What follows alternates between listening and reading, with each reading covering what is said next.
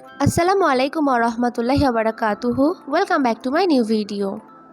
অল্প একটু মাংস আর ডিম দিয়ে অনেক মজাদার একটি নাস্তা রেসিপি শেয়ার করব, যেটা তৈরি করা অনেক বেশি সহজ আর খেতে অনেক বেশি মজাদার।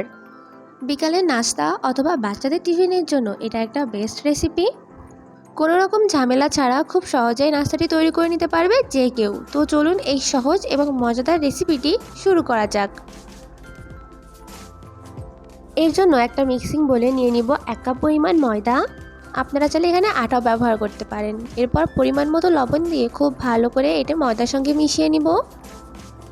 মেশানো হয়ে গেলে মাঝখানে একটু জায়গা করে তার মধ্যে দিব পানি এবং 2 টেবিল চামচ মতো রান্নার তেল। পানি এবং তেলটাকে প্রথমে মিশিয়ে নিব, এরপর ময়দার সঙ্গে মেশাবো।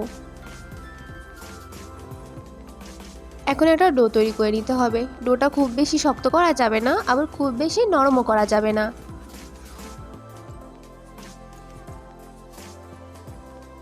ডোটা তৈরি হয়ে গেলে এখন এটাকে কিছুক্ষণের জন্য রেস্টে রেখে দিব।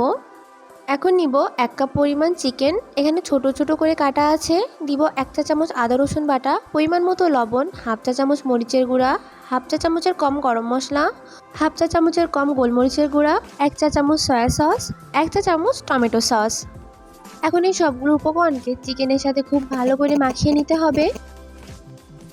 এই অল্প কিছু মশলা দিয়ে এই চিকেনটা খেতে অনেক বেশি মজা লাগবে। এখন এই চিকেনগুলোকে রান্না করে নিব।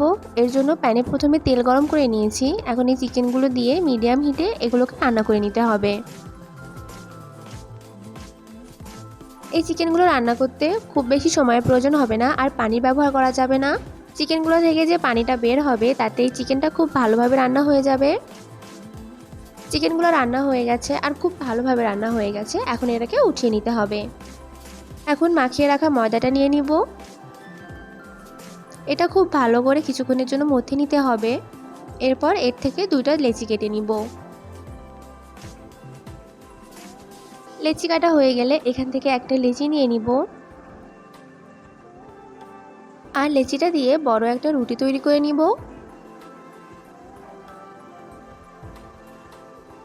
রুটিটা খুব বেশি বড় করা যাবে না, আমরা যেমন রেগুলার রুটি খাই তার থেকে একটু বড় করে করতে হবে।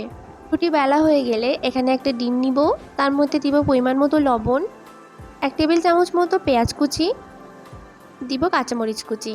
পেঁয়াজ মরিচের সঙ্গে ডিমটাকে আগে মিশিয়ে নিব। এখন অ্যাড করব ভেজে রাখা চিকেনগুলো। এখানে আপনারা আপনাদের পছন্দ মতো যে কোনো পরিমাণে চিকেনটা ব্যবহার করতে পারেন। ডিমের সঙ্গে চিকেনটাকে খুব ভালো করে মিশিয়ে নিব। এখন আগের থেকে তৈরি করে রাখা রুটির ওপরে এই ডিমের মিশ্রণটা দিয়ে দিতে হবে। এখন রুটিটাকে এক পাশ থেকে ভাঁজ করে নিতে হবে। নিয়ে এর মুখটা খুব ভালো করে সিল করে দিব। হাতের সাহায্যে এভাবে চ্যাপটা করে দিলে খুব সহজেই 2 পাশ লেগে যাবে। এখন এই নাস্তাটি তেলের উপর দিয়ে দিতে হবে। মিডিয়াম হিটে এই নাস্তাটি ভেজে নিব। এক পাশ ভাজা হয়ে গেলে তখন আরেক পাশে উল্টে দিতে হবে। এভাবেই উল্টে পাল্টে এই নাস্তাটিকে খুব ভালো করে ভেজে নিব। ভাজার পরে দেখুন মাশাআল্লাহ কত সুন্দর কালার চলে এসেছে। আমাদের নাস্তাটি ভাজা হয়ে গেছে আর আমি সেমভাবে আরেকটা তৈরি করে ভেজে নিয়েছি।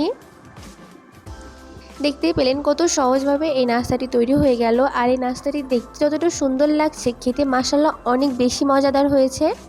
বাচ্চাদের টিফিনের জন্য অথবা বিকালের নাস্তার জন্য এই রেসিপিটা একবার ট্রাই করতে পারেন। আশা করি আপনাদের খুবই ভালো লাগবে। আশা করি আমার আজকের এই ভিডিওটি আপনাদের কাছে ভালো লেগেছে। দেখা হবে নতুন আরেকটি ভিডিওতে। আল্লাহ হাফেজ।